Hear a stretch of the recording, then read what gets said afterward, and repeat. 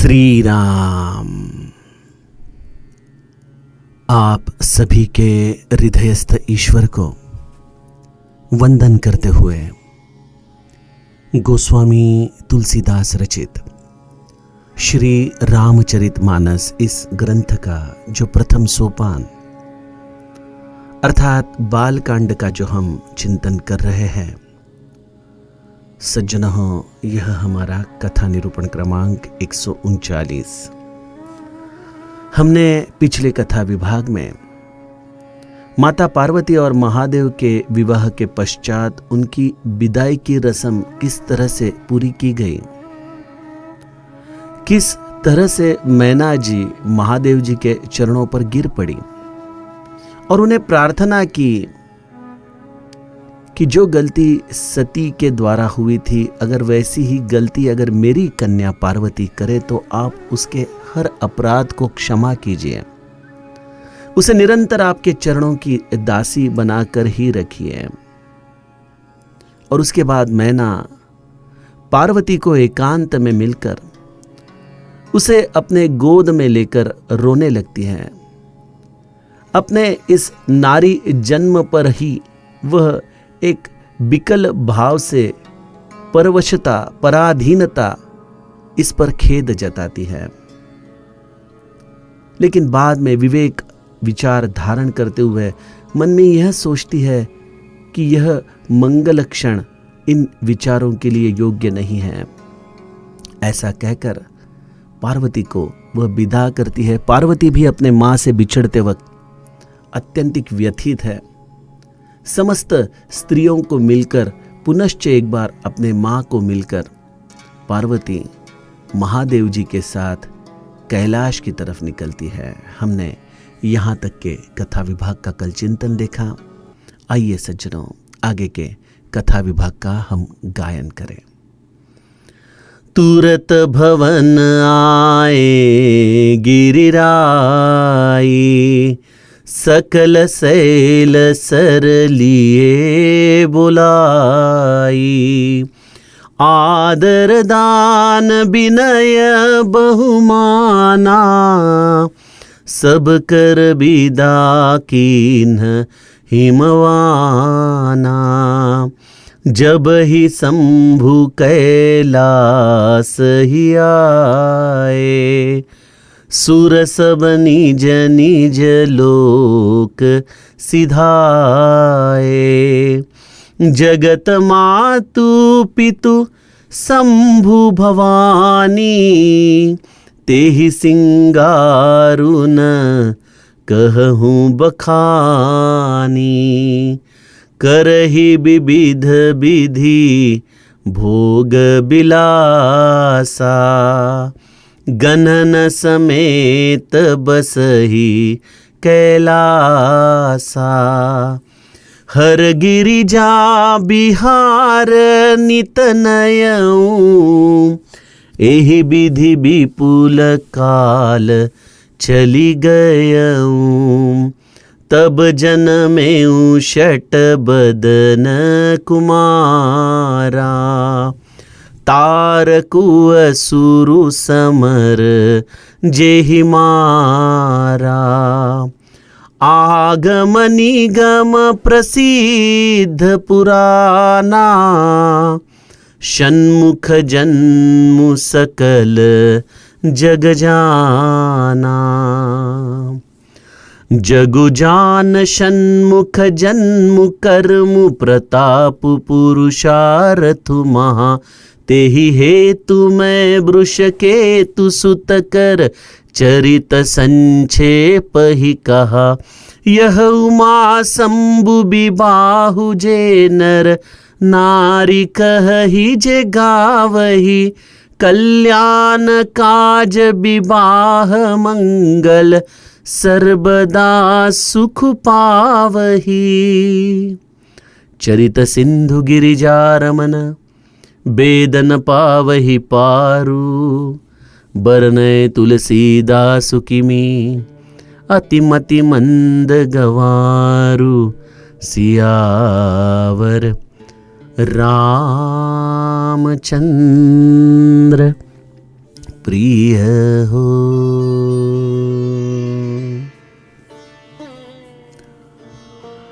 सज्जनों, अपनी कन्या पार्वती और अपने दामाद महादेव को विदा करके हिमवान पुनश्च विवाह स्थान पर लौट आए हैं और उन्होंने आकर जो मेहमान, जो देवतागण इस विवाह के प्रीत्यर्थ उपस्थित थे, उन सभी का उन्होंने अत्यंतिक सद्भाव से आदर किया है, उन्हें बहुभांति दान दिया है, कई प्रकार से उनका विनय करते हुए उन्हें सम्मान पूर्वक पुनश्च अपने अपने घर विदा किया है। देखिए कितना सुंदर सूत्र हिमवान हमें ऐसे मंगल उत्सव के हेतु देता है। देखिए कोई भी उत्सव, इसमें सबसे जरूरी है प्रसन्नता। प्रसन्नता के लिए शायद आप कोई महंगी चीज ही लोगों को दे, इसकी कोई जरूरत नहीं है, या कोई अच्छे अच्छे पकवान उनके लिए बनाए, यह भी जरूरी नहीं है। सबसे बड़ी जरूरत है विनय और सद्भाव की। और आज इस महंगाई के जमाने में हम हर चीज का दिखावा करते हैं।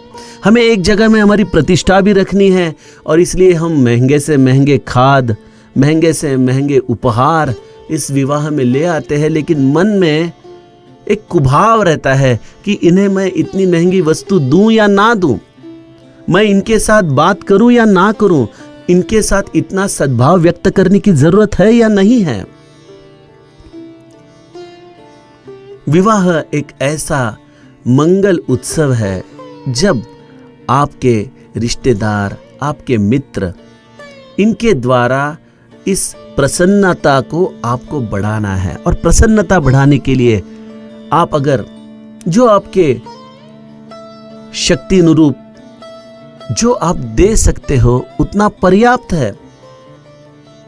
व्यक्ति को प्रसन्नता के लिए इन सभी चीजों की जरूरत नहीं होती है, उसे जरूरत होती है कुछ मीठे शब्दों की, सद्भाव की और एक विनय के द्वारा किए हुए आचरण की। और यहां पे कोई सामान्य विवाह नहीं है, यह जगदम्बा, जगत जननी माता पार्वती और ईश्वर के पिता और इस समस्त ब्रह्मांड के नायक ऐसे महादेव का यह विवाह है। और इस विवाह में उपस्थित सभी लोग अत्यंतिक अधिकारी है। ऐसे अधिकारी व्यक्तियों के द्वारा यह विवाह संपन्न हुआ है। वह आपके हृदय का केवल सद्भाव, प्रेम, आपका विनय प्राप्त करने हेतु ही वहां उपस्थित है, उन्हें और किसी चीज की जरूरत नहीं है। तो इसका मतलब यह नहीं कि आपके पास देने की पात्रता हो, लेकिन आप सोचेंगे कि केवल सद्भाव और विनय से ही काम चल जाएगा। यह भी एक दंभ ही है जो आपको यथानुशक्ति देना संभव है, उसके द्वारा आप सद्भाव व्यक्त कीजिए। देखिए कभी कभी कोई सोने का जेवर उन संवेदनाओं को व्यक्त नहीं कर सकता जो एक सुंदर फूल के द्वारा हम व्यक्त कर सकते हैं। फूल का मूल्य कोई नहीं, उसकी कीमत कुछ नहीं सोने के जेवर के सामने, लेकिन वह आपकी संवेदना दूसरे व्यक्ति तक पहुंचा सकता है। तो सम्मान, सद्भाव, इसका एक्सप्रेशन, इसकी अभिव्यक्ति किसी वस्तु के द्वारा ही होती है और वह वस्तु आप यथानुशक्ति दे सकते हैं और उसके द्वारा आए हुए व्यक्ति को मन में प्रेम, प्रीति, आदर, इसके द्वारा आप विदा कर सकते हैं। और देखिए हमारे घरों में भी किसी व्यक्ति के विवाह की अगर हम स्मृति निकालें तो शायद एक दो अच्छी चीजें सुनने को मिलती है, लेकिन बहुत बार तो हमें यही सुनना पड़ता है कि क्या वो विवाह कितना मेरा अपमान किया, उसने मेरे साथ कैसे बर्ताव किया, उसने मुझे कोई चीज क्यों नहीं दी, ऐसे ही चीजें हमें घरों घरों में सुनाई देती हैं। तो सज्जनों, हर व्यक्ति को अपने अहम के प्रति प्रेम सद्भाव की जरूरत है। और हिमवान ने, एक पर्वत ने, एक पाषाण ने हमें यह सबक दी है, जो मेरे सद्गुरु मुझे सिखाते हैं। आल्या अतिथा अन्न द्यावे। जो भी आपके घर में अतिथि आए, अन्न तो वस्तु के रूप में सद्भाव व्यक्त करने के प्रति हम दे रहे हैं, लेकिन इस अन्न के द्वारा हम उसे पहुंचा रहे हैं हमारी संवेदना, हमारा प्रेम। तो ऐसे हिमवान का यह सुंदर आचरण, गोस्वामी जी हमें महादेव और माता पार्वती के साथ कैलाश लिए चलते हैं। जब ही शंभु कैलाश ही आए, सुर सब निज निज लोक सिधाए। कैलाश यह केवल कोई भूलोक नहीं है, कोई एक भूभाग नहीं है।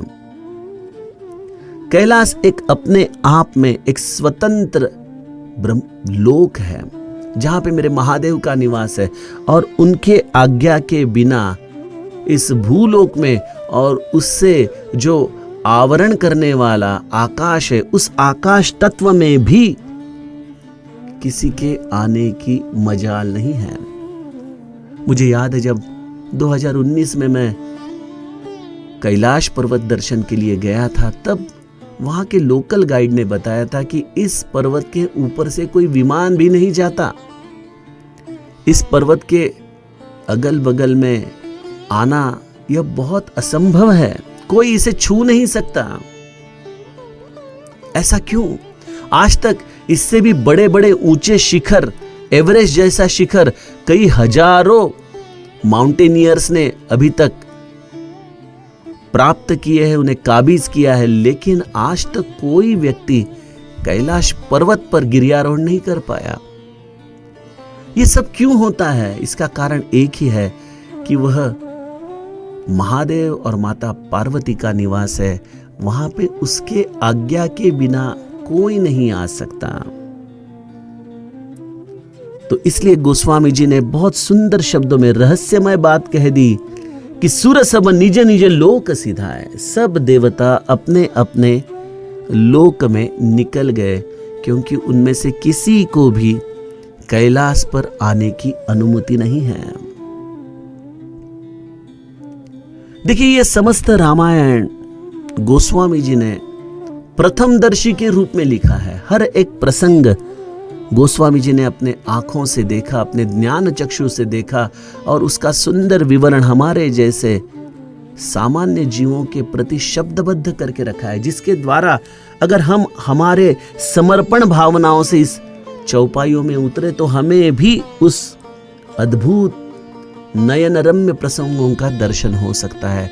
और इसलिए गोस्वामी जी ने बहुत सुंदर विवेक का दर्शन हमें इस चौपाई के द्वारा किया है। जगत मातु पितु शंभु भवानी, तेहि सिंगारुन कहूं बखानी। मेरे माता पिता है, इस समस्त ब्रह्मांड के माता पिता है महादेव और पार्वती, और इसके लिए वैवाहिक जीवन का यह श्रृंगार रस, इसका वर्णन मैं उनका पुत्र कैसे कर सकता हूं? मैं इसका वर्णन शब्दों के द्वारा करना यह अनुचित होगा। ऐसा कहकर अपने विवेक का दर्शन गोस्वामी जी ने किया है, और हमें बहुत सुंदर महादेव और माता पार्वती के वैवाहिक जीवन के श्रृंगार रस का स्पर्श करते हुए गोस्वामी जी आगे कहते हैं, करहि विविध विधि भोग बिलासा, गणन समेत बसहि कैलासा। हर गिरिजा बिहार नित नयऊ, एहि विधि विपुल काल चली गए हूं। देखिए, मनुष्य जीवन के जो 4 पुरुषार्थ है, अर्थ, धर्म, काम और मोक्ष, महादेव भी इसी मनुष्य जीवन के पुरुषार्थों के द्वारा अपने जीवन को व्यतीत कर रहे हैं। माता पार्वती के साथ विवाह करने के पश्चात करहि विविध विधि भोग बिलासा, एक वैवाहिक जीवन की संपन्नता महादेव और माता पार्वती कैलाश पर अनुभव कर रहे हैं। हर गिरिजा बिहार नित नय हूं, नित्य नया विहार करते हुए बहुत समय लौट गया। देखिए, हमें गोस्वामी जी अब राम कथा की बिल्कुल करीब इस महादेव और माता पार्वती के विवाह के पश्चात ले आए हैं। अब केवल दो दोहों के पश्चात हम माता पार्वती और महादेव के संवाद से इस राम कथा को प्रवाहित करेंगे। तो हमें कितनी सुंदर सीख, एक गृहस्थ धर्म की सीख महादेव और माता पार्वती देते हैं कि विवाह कीजिए, उस वैवाहिक जीवन का आनंद भी लीजिए, अपने प्रपंच का विस्तार कीजिए, अपनी गृहस्थी बड़े आनंद से बहुत काल तक मंगल में ऐसे स्थिति में उसका निर्वाहन कीजिए। लेकिन उसके पश्चात जीवन में एक ऐसी घड़ी आए जब दो जीव साथ में बैठकर उस परम तत्व की चर्चा करें, उस राम की खोज करें। तो जीवन के अर्थ, धर्म, काम और मोक्ष, इस मोक्ष तत्व के प्रति भी जागरूक रहना, यह भी गृहस्थाश्रमी तो है। अन्यथा हम देखते हैं कि परमार्थ के प्रति लोगों की उदासीनता होती है। उन्हें लगता है कि यह जीवन केवल आनंद के लिए है, इस जीवन के द्वारा अपने देह का सुख लेना और अपने देह के द्वारा ही आनंद को जीना, यही केवल एक मनुष्य के जीवन का नाम है। लेकिन उचित काल तक हर पुरुषार्थ को आपको न्याय देना होता है। देखिए, अगर कोई व्यक्ति केवल काम वासना में, काम भावना में ही निरंतर लिप्त रहे तो वह अर्थार्जन की तरफ ध्यान नहीं दे पाएगा, वो धर्म की रक्षा नहीं कर पाएगा। तो जीवन में अर्थार्जन के प्रति भी आपका जागरूक व्यवहार हो, आप उसके द्वारा आपकी इच्छाओं की भी पूर्तता करें और ऐसे धर्म के द्वारा मिलाए हुए, नीति के द्वारा मिलाए हुए अर्थ के साथ आप आपके जीवन को एक धर्म का अधिष्ठान दें और उसके पश्चात एक जीवन के मोड़ पर मोक्ष के लिए भी नित्य प्रयास करें। यही तो हमारी सुंदर सनातन संस्कृति हमें सिखाती है और यही रामचरितमानस का, महादेव और माता पार्वती का यह नयन रम्य गृहस्थाश्रम भी हमें सीख देता है। कुछ काल लौट जाने के बाद गोस्वामी जी कहते हैं, तब जन्मेऊ शट बदन कुमारा, तारकु असरु समर जेहि मारा। बहुत काल लौटने के पश्चात 6 मुख वाला पुत्र कार्तिक स्वामी, इनका जन्म महादेव और माता पार्वती के द्वारा होता है। जिस पुत्र के जन्म के लिए ब्रह्मदेव ने, देवताओं ने महादेव की प्रार्थना की थी कि इस तारकासुर के द्वारा जो इस विश्व में प्रमाद, जो उसने एक विध्वंस रचा है, ऐसे तारकासुर को मारने के लिए कोई देवता उपयुक्त नहीं है। तो ऐसे तारकासुर को मारने के लिए माता पार्वती के गर्भ से जन्म लेने वाला पुत्र ही समर्थ होगा। देखिए, मैंने आपको कुछ दिनों पहले जब माता पार्वती तपस्या हेतु निकलती हैं, तब एक सूत्र बताया था कि महादेव तेज है और ऐसे तेज को अपनी कोख में धारण करने के लिए पार्वती को तपस्या के सिवा और कोई चारा नहीं है। तो ऐसे तपस्या रूपी गर्भ से यह तेज का पुत्र जब जन्म लेता है, तभी वो हमारे षड विकारों को मार सकता है। तो यह 6 मुख नहीं है, यह इस ब्रह्मांड में षड विकारों से लिप्त जीवों को अपने अंदर परमार्थ की भावना परमार्थ के तरफ अपने जीवन का क्रम विकास करने के लिए एक देवता के रूप में कार्तिक स्वामी जन्म लेते हैं। तो ऐसे 6 मुख वाले कार्तिक स्वामी तारकु असुर समर जेहि मारा, जिन्होंने तारकासुर को मार डाला। गोस्वामी जी कहते हैं आगम निगम प्रसिद्ध पुराना, षण्मुख जन्म सकल जग जाना। ऐसे कार्तिक स्वामी की जन्म की कथा वेद, शास्त्र और पुराणों में प्रसिद्ध है। ऐसा कौन है इस विश्व में जो कार्तिक स्वामी की कथा नहीं जानता। अभी हम कुछ दिनों पहले श्री शैलम में गए थे, तो इस श्री शैलम के ज्योतिर्लिंग की उत्पत्ति का मूल कारण ही कार्तिक स्वामी है। आप वो कथा जानते ही होंगे कि महादेव और माता पार्वती को प्रथम पुत्र हुए कार्तिक स्वामी और उनके पश्चात गणपति का जन्म इस कैलाश पर हुआ। गणपति अनादि देवता है और कार्तिक स्वामी ज्येष्ठ पुत्र है। तो इन दोनों में एक ऐसी बहस छिड़ी, पुराणों की कथाएं हैं कि किसका विवाह प्रथम किया जाए।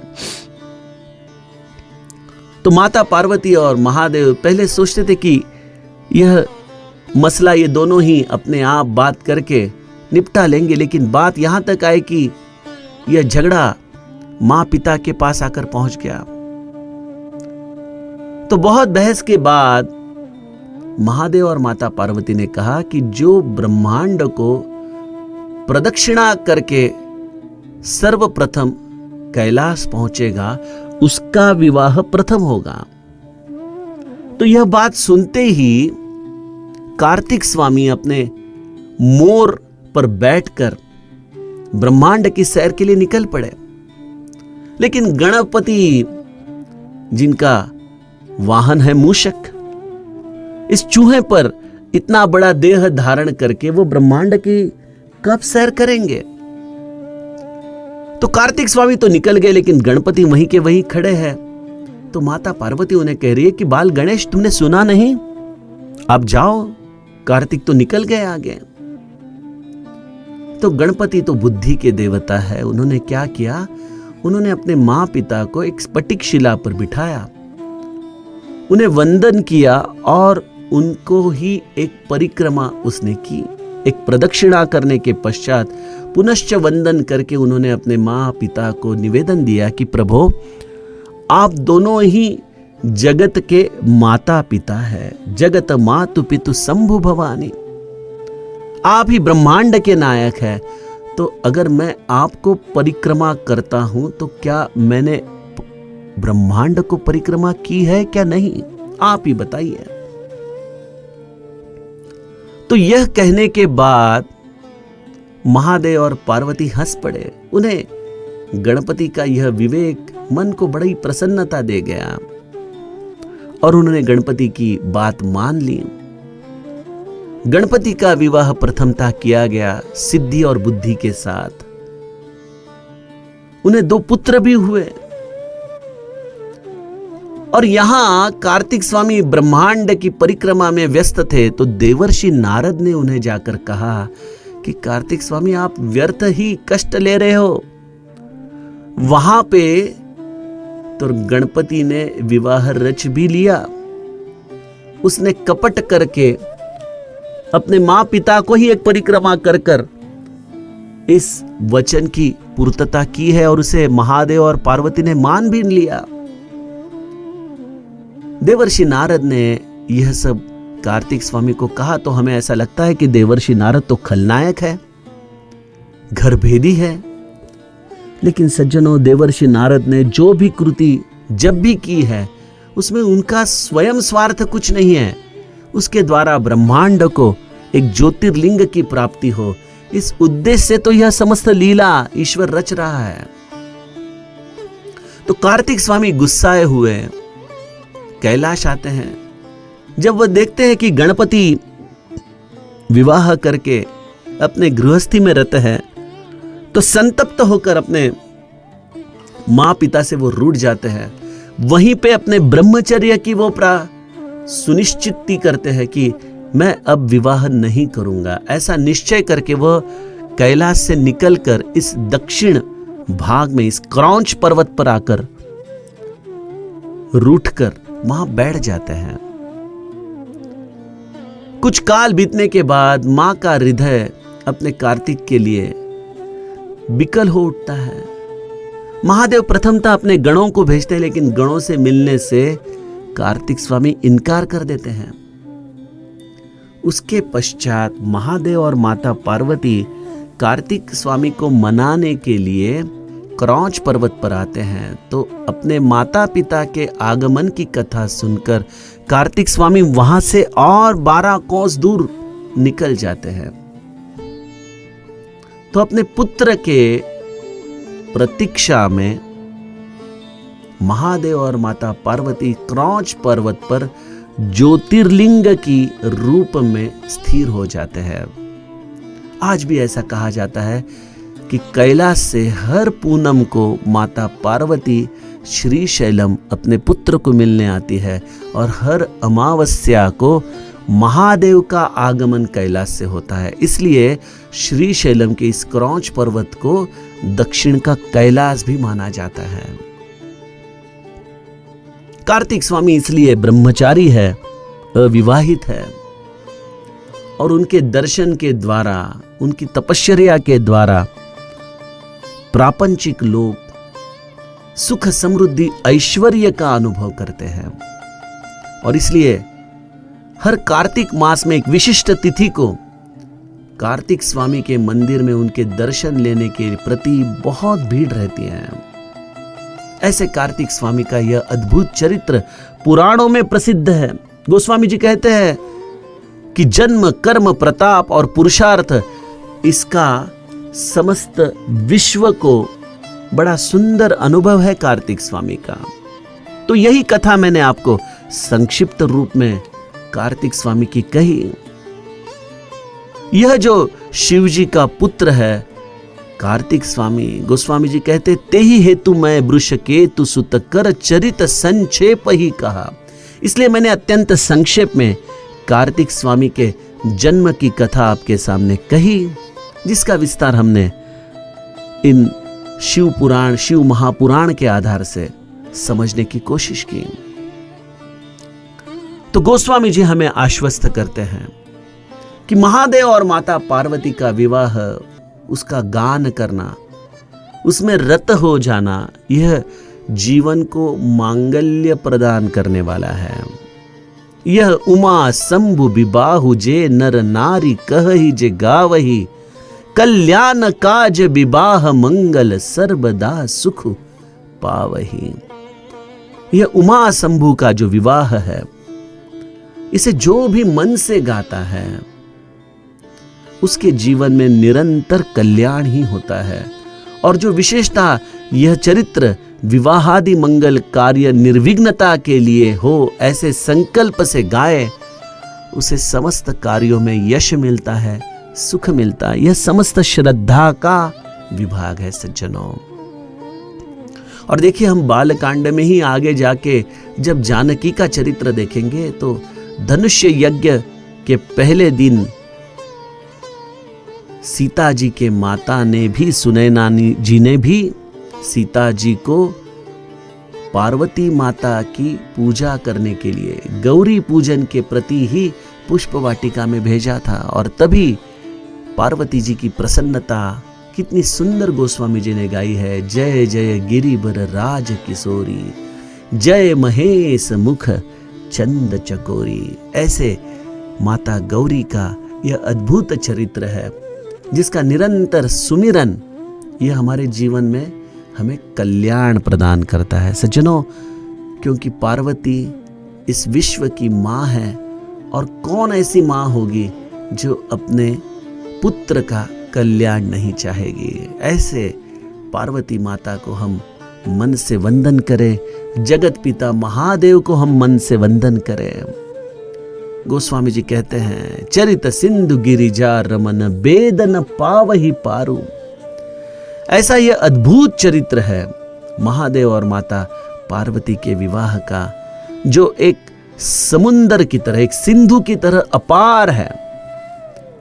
इस लौकिक सिंधु का तो शायद हम पार पा सके, लेकिन इस चरित्र रूपी समुद्र का पार लगाना वेदों को भी शक्य नहीं है। तो ऐसे चरित्र के द्वारा इसे पार करना, बरने तुलसी दासु किमी अति मति मंद गंवारू। तो ऐसे मतिमंद गंवार तुलसीदास को, एक ग्रामीण बुद्धिमत्ता के तुलसीदास को महादेव और माता पार्वती का चरित्र पूरी तरह से बखान करना, ये कैसे संभव हो सकता है?